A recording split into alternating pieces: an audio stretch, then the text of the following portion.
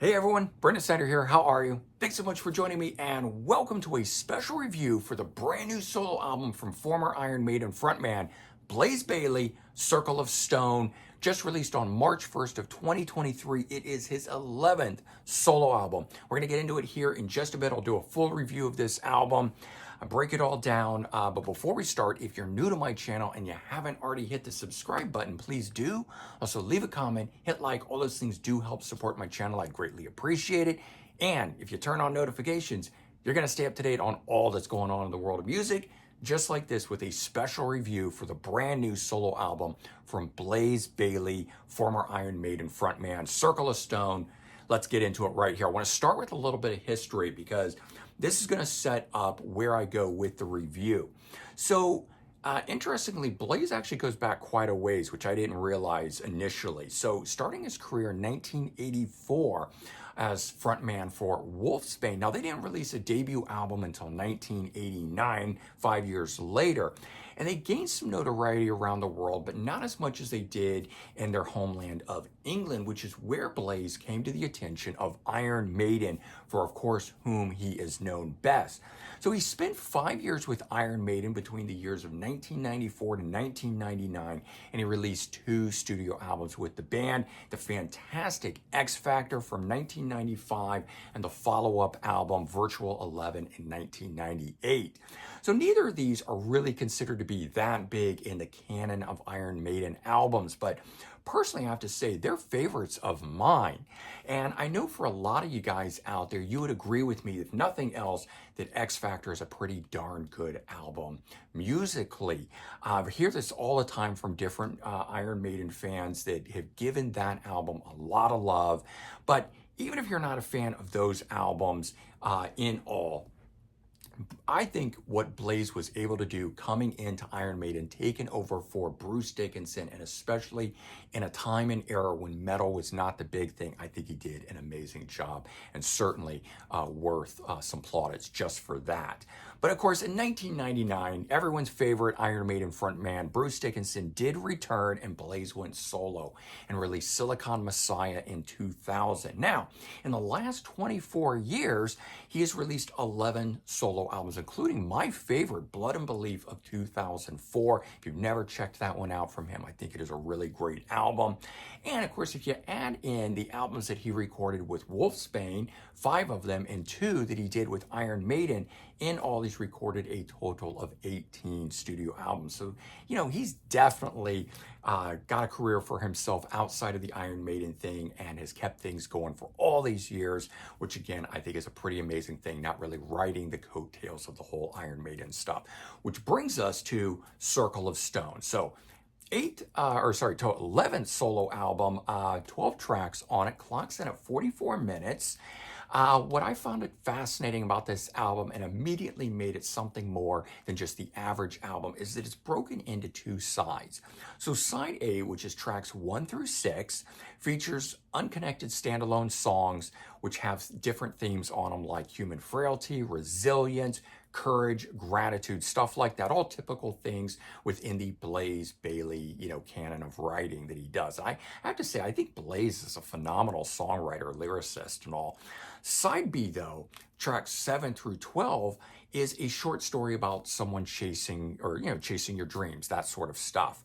And as I mentioned, Blaze is a great storyteller, and this isn't the first time that he's done a concept piece. He's done full-on concept albums, including the trilogy that he did, which was the Infinite Entanglement series. So you had the Infinite Entanglement album in 2016, part 2 of it, Endure and Survive, in 2017, and part 3, The Redemption of William Black, in 2018. All of which are phenomenal albums. I have kind of felt that starting with that series and then War Within Me, the last album, and now this one, he is just getting better and better and better with every release. The backing band for this album here are brothers Chris and Luke Appleton on guitars. These guys really shine. They step everything up a notch. The album, of course, has some of the best music that Blaze has done, but I gotta say, some of the best music in all of the Iron Maiden family related albums. Of course, we're talking about the Paul Di'Anno and the Bruce Dickinson and Adrian Smith and so forth, because there's a lot of great stuff out there if you really go off and check out all the side projects, solo albums, and things. And I've always really felt that Blaze Bayley has really flown the flag for Maiden sounding music without copying Maiden, to the point of even being more Maiden than Maiden sometimes. You know, of the last two Iron Maiden albums, which I didn't think had a whole lot of flair or pizzazz to them. They were good albums, but they just didn't really strike me or live with me for a very long time. I have to say, I think this album here and the stuff that Blaze has been doing has been spot on, and I'm really, really enjoying it. Now, for March 1st, we actually had two releases from Iron Maiden frontmen. Of course, this one here from Blaze Bayley, Circle of Stone, but Bruce Dickinson also released a solo album. And of the two of these, I've got to say, I think I actually like the Blaze Bayley one best. They're really very different things, and I love them both, but I think I'm leaning towards the Blaze Bayley. It is just really that good of an album. So let's talk about some of the songs on it, some of the standout tracks, starting with track number 1, Mind Reader. Fantastic galloping song to open the album. The guitar melody on it just really drives the song along, perfectly sets up a killer album. And from this get-go, you know, having a really great song to open the album, I think just it does wonders, because then it just sets things up and it just moves after that. I really never like it when you have that first song that you want to skip all the time. This one, you don't want to skip. This is a great one. Track number 2, Tears in Rain. You know, you go from that opening track that I just talked about into this one here, which is a blistering slab of metal music, and it shows amazing promise for the album, of which the guitar work on here, some of the best from the whole album, some of the best from throughout Blaze's career. The frenetic energy of this is classic Blaze Bayley sounding song. I think probably my favorite tune is this one, Tears in Rain.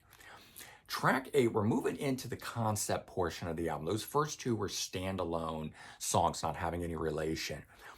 But starting with tracks 7 through 12 is the concept, the storyline. Track 8, Circle of Stone, of course, is the title track on here.